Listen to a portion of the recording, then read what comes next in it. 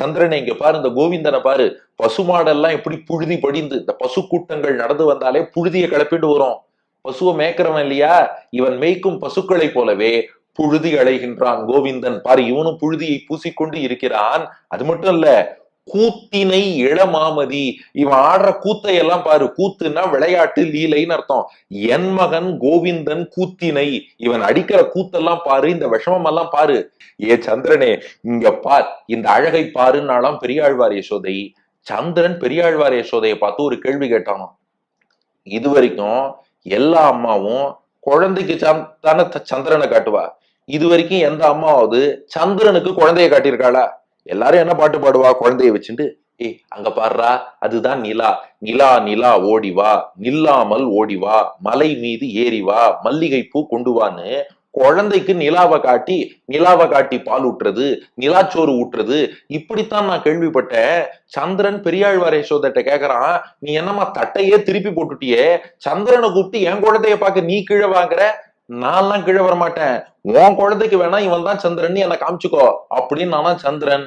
பெரியாழ்வார் யசோதை பதில் சொல்றா, என்னப்பா சந்திரா இளமாமதி, சாதாரண குழந்தைன்னு நினைச்சுட்டியா? இவன் யாரு? என் மகன் கோவிந்தன்.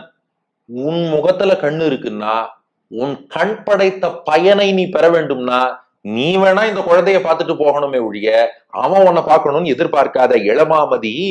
நின்முகம் கண்ணுளவாகில் நீ இங்கே நோக்கிப்போ. அதுவும் கண்ணனை சாமான்யமா பார்க்க கூடாதான், நோக்குதல்னா உற்று பார்த்தல்னு அர்த்தம். அப்படி அவன் திருமேனியை நல்லா சேவிச்சு பாடுறா. அவனுடைய 10 விரல்களில் இருந்து தொடங்கி அவனுடைய பாத கமலங்கள்ல இருந்து கணுக்கால், முழங்கால், திருத்தொடை, அவன் இடுப்பு, அவனுடைய முத்தம், உந்தி, திருவயிறு, திருமார்பு, திருத்தோள்கள், திருக்கரங்கள், திருக்கழுத்து, திருவாய், மூக்கு, திருக்கண்கள், புருவங்கள், காதுகள், கேசபாசங்கள், அத்தனையும் எவ்வளவு அழகா இருக்கு.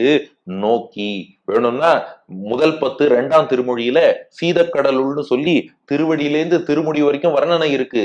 அதையும் நோக்கி, வர்ணனைப்படி கண்ணனையும் நோக்கி போ. ஆகையினால் சந்திரனே நீ இறங்கி வா. முக்கியமாக இவன் கூத்த விட்டுடாத. கூத்தினை இளமாமதி நின்முகம் கண்ணுளவாகில் நீ இங்கே நோக்கி போ. திருமேனிய பார்த்துட்டு ஓடிடாதப்பா. கிருஷ்ணன்னு சொன்னாலே அவன் அடிக்கிற கூத்து தான், விளையாட்டு தான். அவனுடைய கிருஷ்ண லீலை, அவன் பண்ற விஷமம் எல்லாத்தையும் நன்னா இருந்து நீ நிதானமா பார்த்துட்டு போன்னு நம்ம பெரியாழ்வார் யசோதை சந்திரனை அழைக்கிறாள்.